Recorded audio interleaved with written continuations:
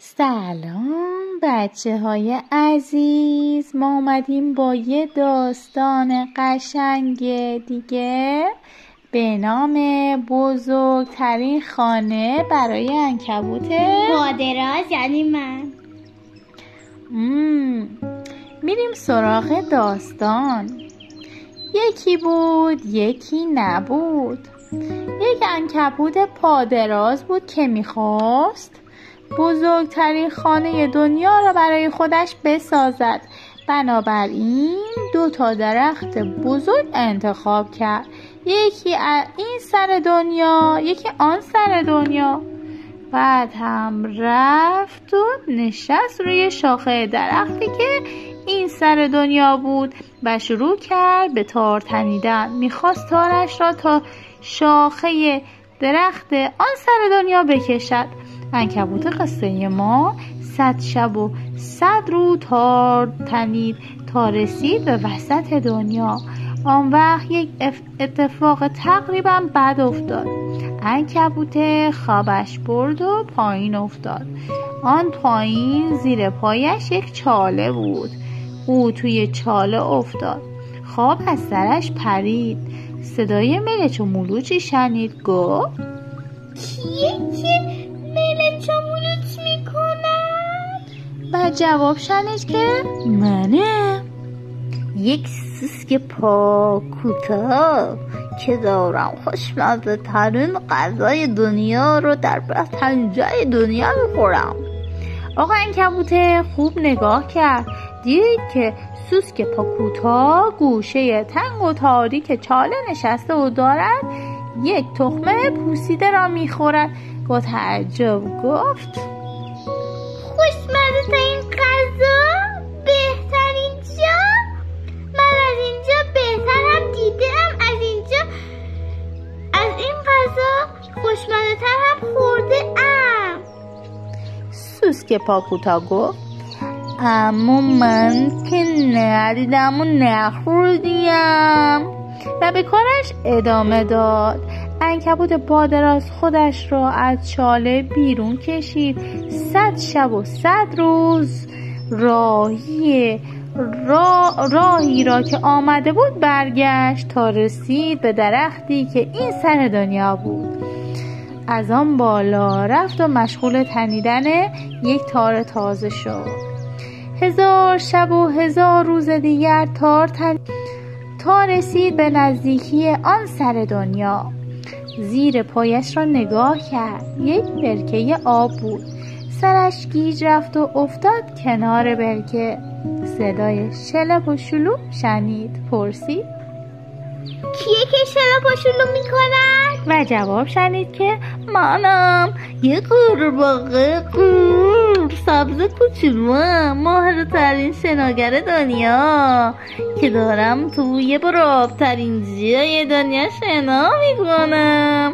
عنکبوت نگاهی به برکه و قورباغه انداخت و گفت من از اینجا پر آبتر هم دیده ام، از شنای تو هم بهتر هم تماشا کرده ام. قورباغه گفت اما من ندیده ام نه تماشا کرده ام و به کارش ادامه داد.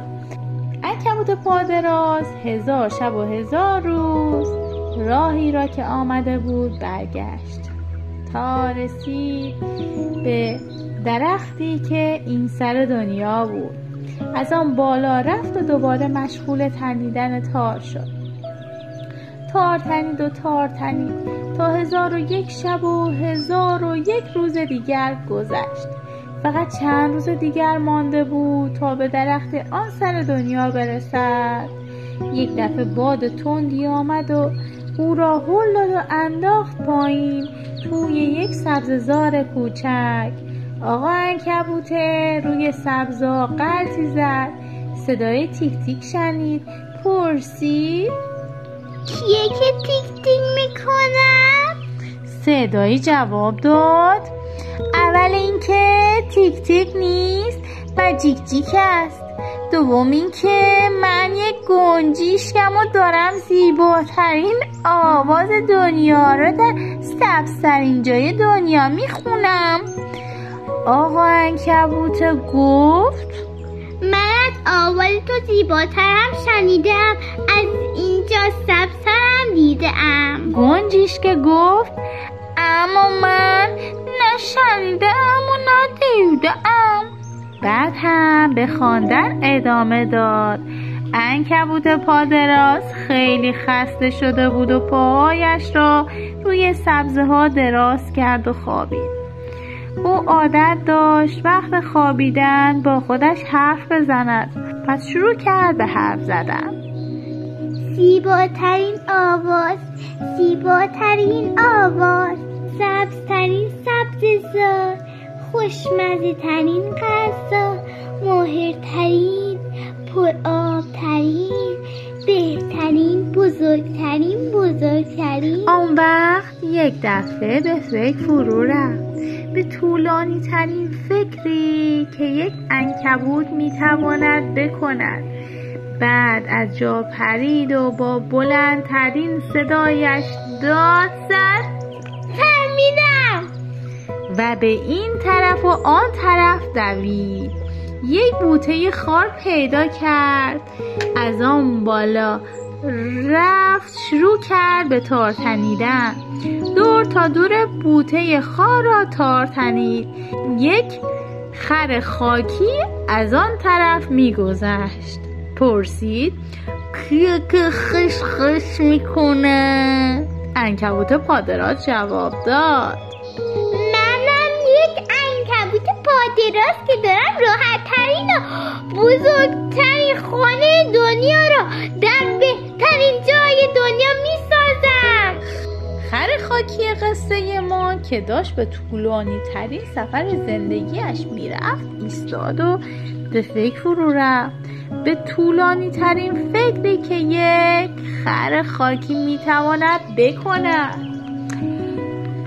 بچه های عزیز، این کتاب داستان ما قصه های کوچک برای بچه های کوچک فصل 4 به پایان رسید.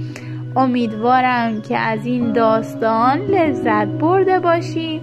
اگر نظری دارید میتونید برای ما کامنت کنید و ما خیلی خوشحال میشیم از انتقادهای شما. خیلی ممنونم و تا داستان بعدی شما رو به خدای بزرگ میسپارم. فعلا خدا حافظ. خدا حافظ کیوتا.